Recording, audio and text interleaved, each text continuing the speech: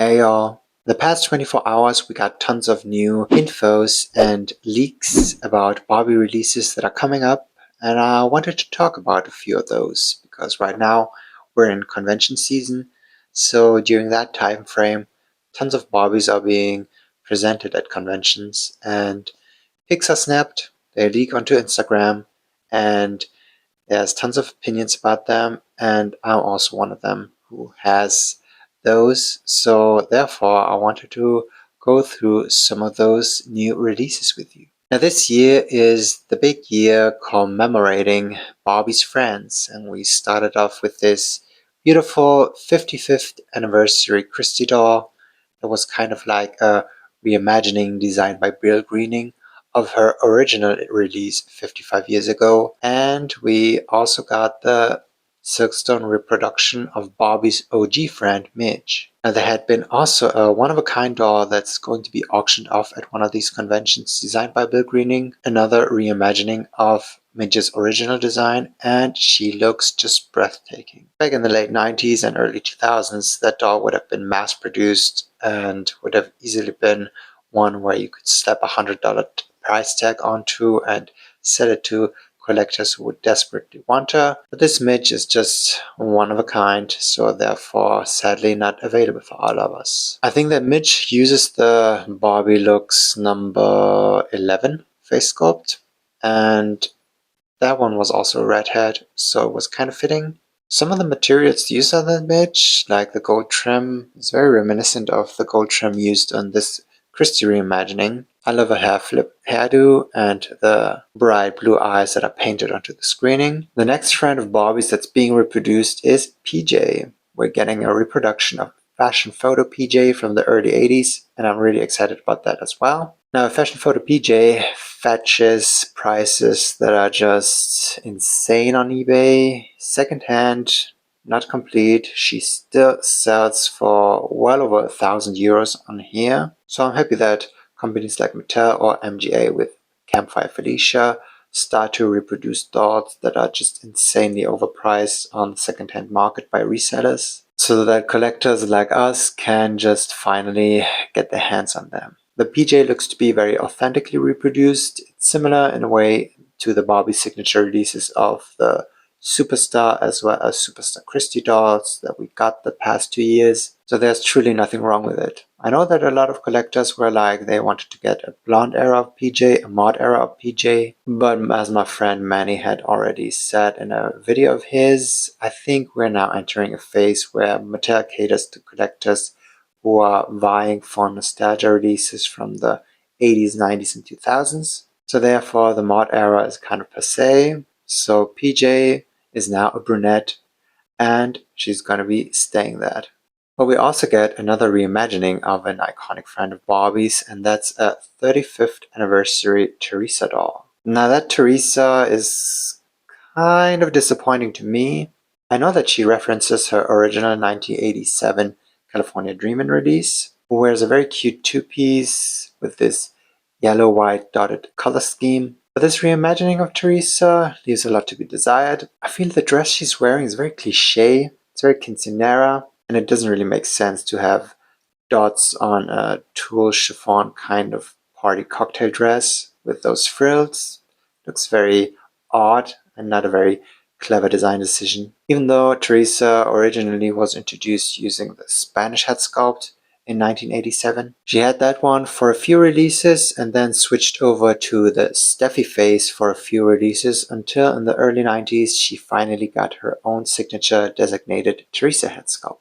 I personally associate the Spanish head sculpt to be more synonymous with the iconic Barbie and the Rockers Dee Dee doll. So going back to that release makes sense if you want to celebrate her 35th anniversary, but it's not as iconic Teresa as I would have hoped for it to be. I think I associate Teresa more with the lavender and purple color scheme.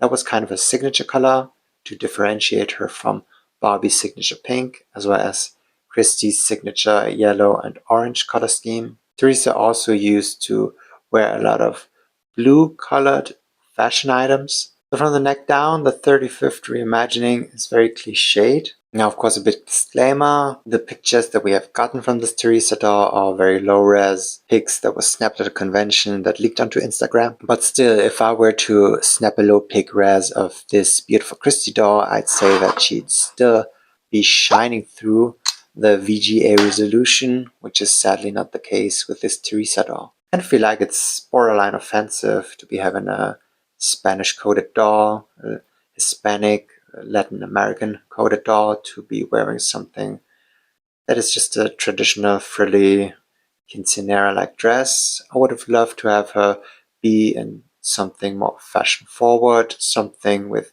different outfit pieces and a silhouette that's fresher and more current, just like the Christie doll. I thought the 55th reimagining of Christie is just a home run in every sense, from the hair down to the boots.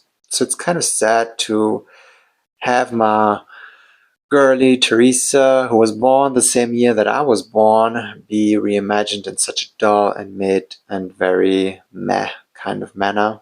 And from the neck up, I'm not sure if she uses the Carl head sculpt or if it's the playline version of Carl, which is Daisy. And that would be an even bigger slap in the face to have her have the head of a new friend of Barbie's who none of us vintage collectors really care for. Now, speaking of the Carl head sculpt, we also got pictures of the new set of holiday Barbies for this year, and one of them, my personal favorite, uses the Carl head sculpt. I generally always prefer the brunette haired holiday dolls, same with last year where we got the open mouth Mackie or Aphrodite sculpt. For that one, she was also my personal favorite, and I thought that she was the prettiest. Speaking of last year's holiday releases, we also got pictures of a one-of-a-kind doll designed by Angel Kent, who uses the ordeal face, and she's just breathtaking. I think she's an obvious nod to Barbie's iconic 90s superstar era, from the bangs and the blonde hair to the big bright blue eyes and the blue eye makeup.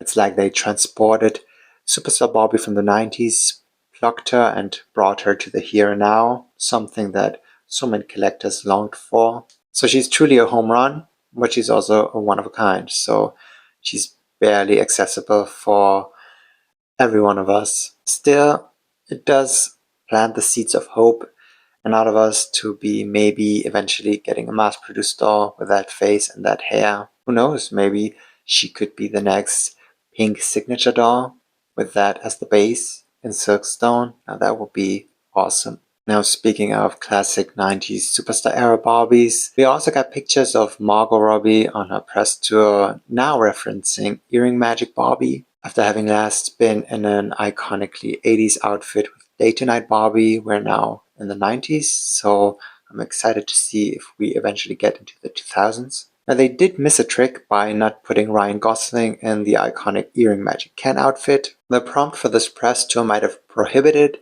to have Ryan outshine Margot because she's everything and he's just Ken, but he would have gone full camp, and I think he would have grabbed tons of headlines to be in this probably most iconic Ken look of all time to complement Earring Magic Margot, but alas, it wasn't to be. So that was this short little Barbie news roundup. I hope you enjoyed watching this video. If you did, please leave a like, comment down below and let me know what you think of these new Barbie releases, and I might be seeing you in my next video. Bye for now.